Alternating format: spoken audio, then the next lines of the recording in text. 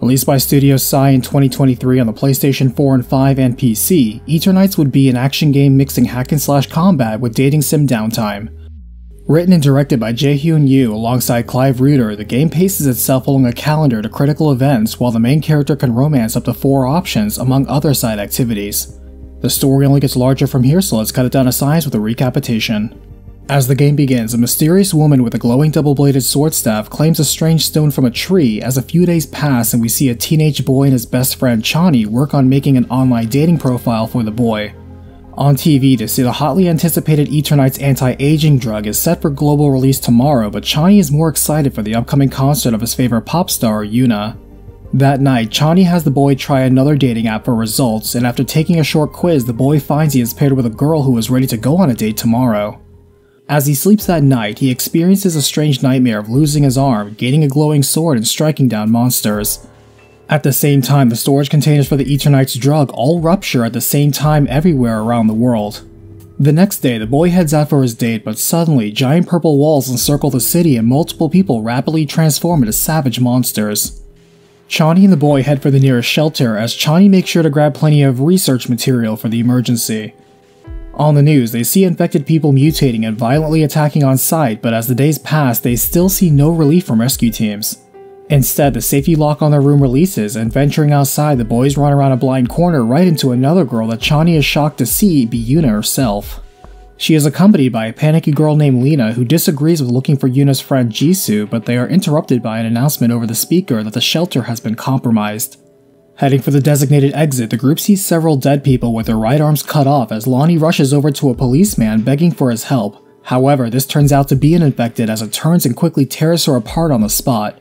Running for their lives, Yuna sees the boy is injured and bracing them for a shock. She reveals she has the ability to magically heal wounds. She says she got this power from a strange woman she met in her dreams as they hurry to the extraction point indicated by a drone just to see it overrun with infected too. Just then, the mysterious woman with the double blade easily kills all the monsters but binds the trio, saying she finally found the boy, apologizing before slicing off his arm. Blacking out, the boy suddenly wakes up on a boat with a faceless woman who greets him on their date. Excitedly, she reveals she is the woman from the dating app and tells the boy he has been chosen to be a member of her team to fight on her behalf, producing an apple and infusing it into the boy, sending him away. Back in reality, the boy breaks his bonds, grows a new arm of light, and creates a sword able to take down the infected. The girl with the double blade backs off, saying the faceless woman is just using him like she has with others before, pitting a stronger infected against the boy but sees him easily crush it.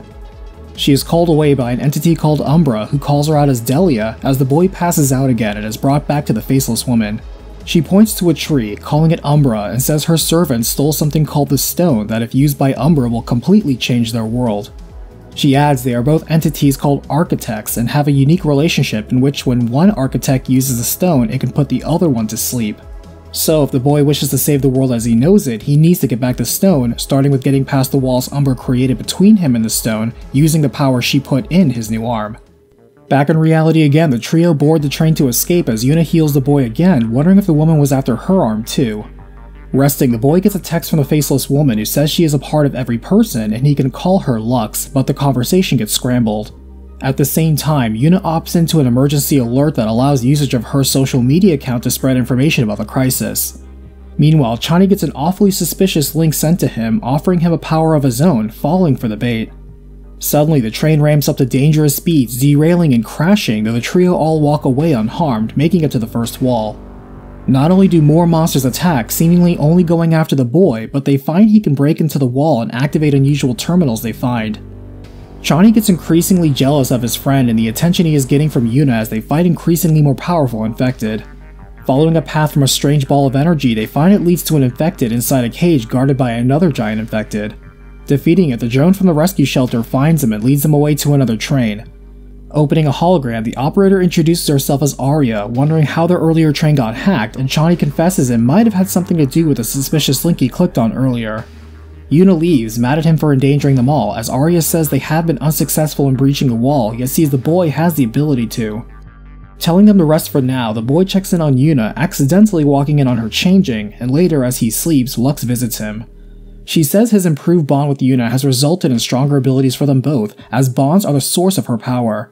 As his power is an extension of her own, the stronger the bonds he forges, the stronger the power she gave him will become. Though, she warns him not to be consumed by this power through overuse, as the next day Chani apologizes for his mistake. He reiterates that they have to cross 2 barriers full of monsters to get a stone that will turn everything back to normal.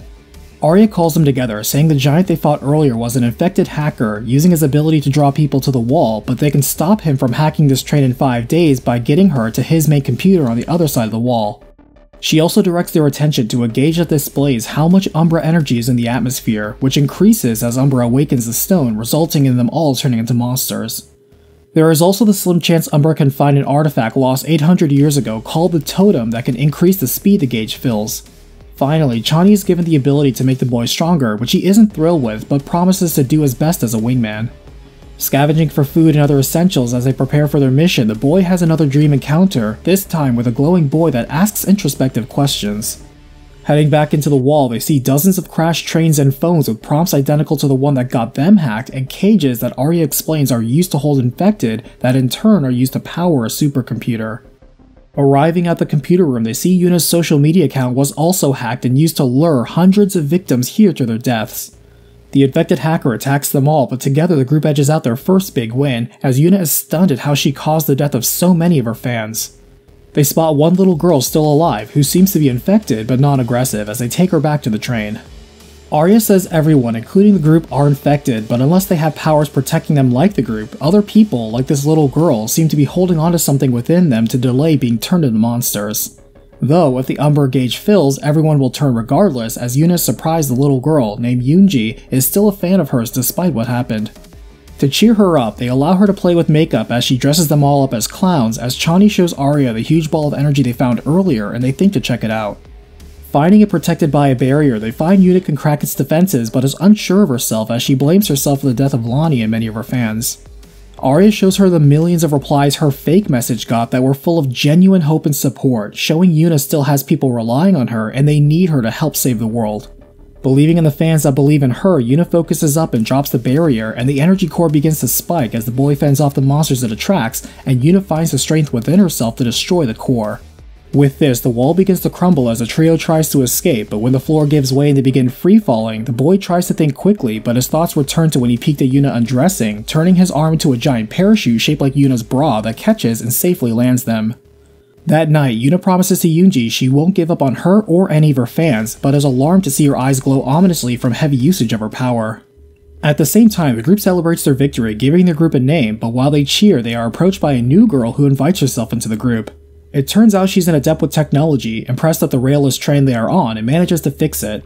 The group notices they lost contact with Arya ever since the wall fell, but the girl says a route has been pre-programmed into the train's computer.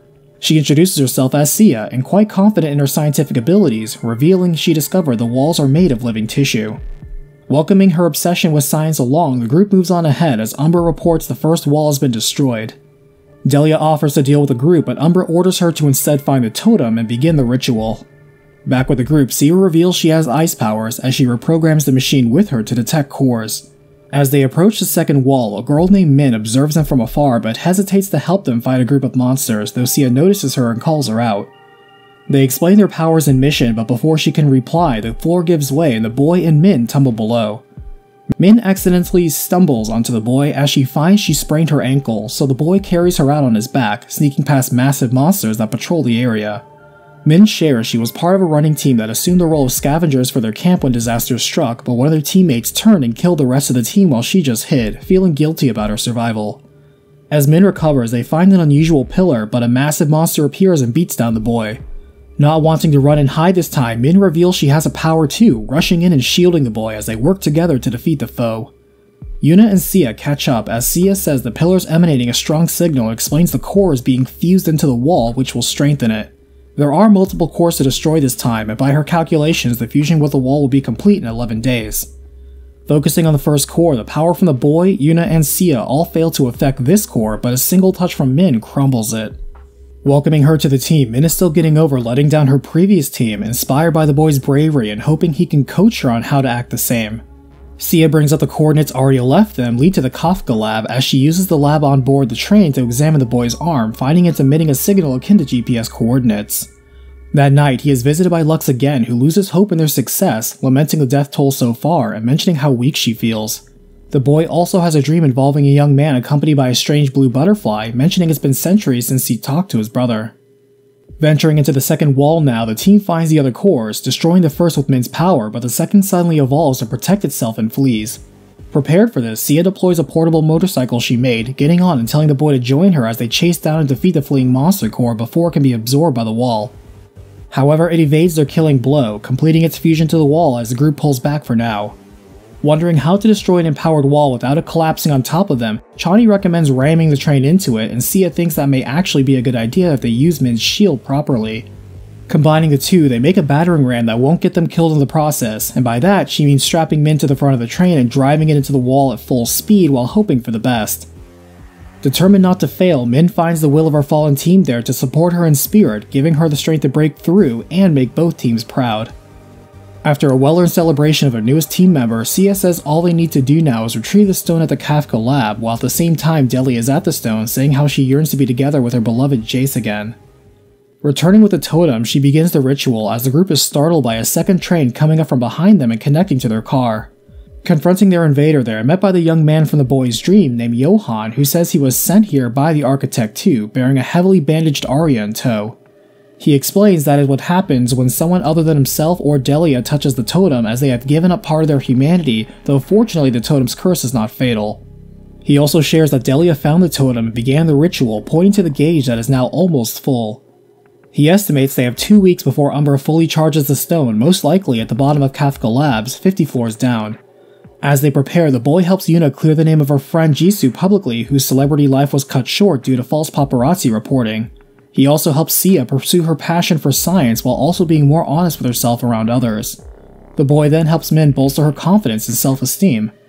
Johan reveals he is an immortal due to the amount of Lux energy inside of him, which resulted from using too much of his power, costing him half his humanity, and has a glowing eye that signifies this. Later, Lux says she didn't expect Delia to find the totem as it's been lost for 800 years, adding that she'll need to leave and prepare some things.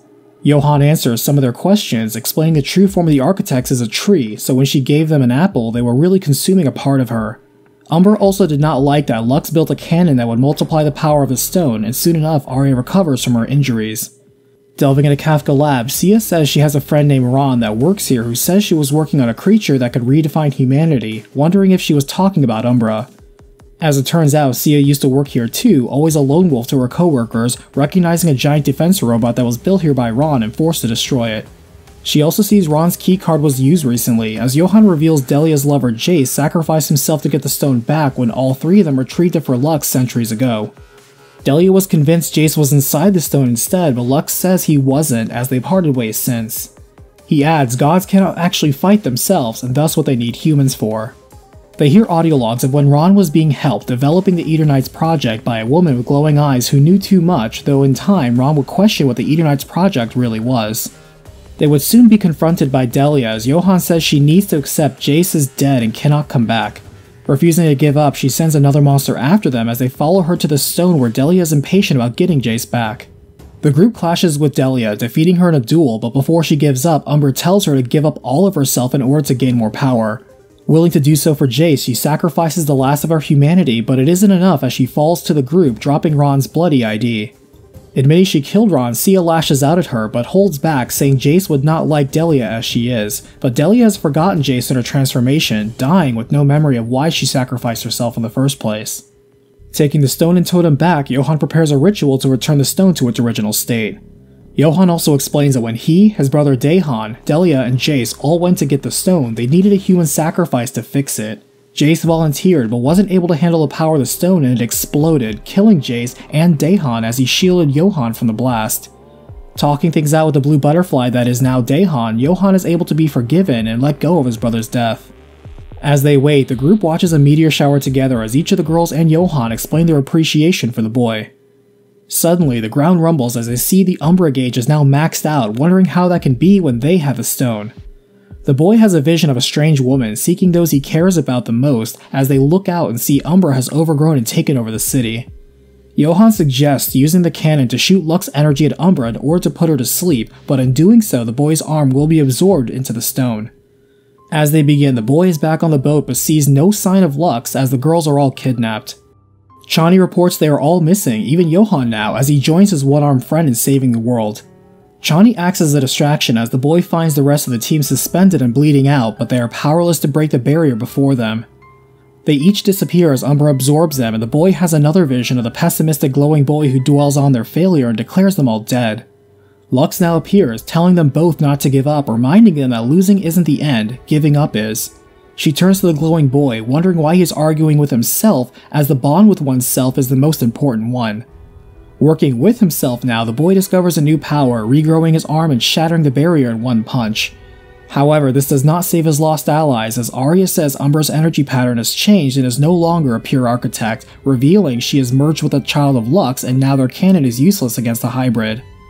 Thinking to separate their ally first, the boy fights past Umbra's best defenses, facing down Umbra herself but unable to defeat her while fused.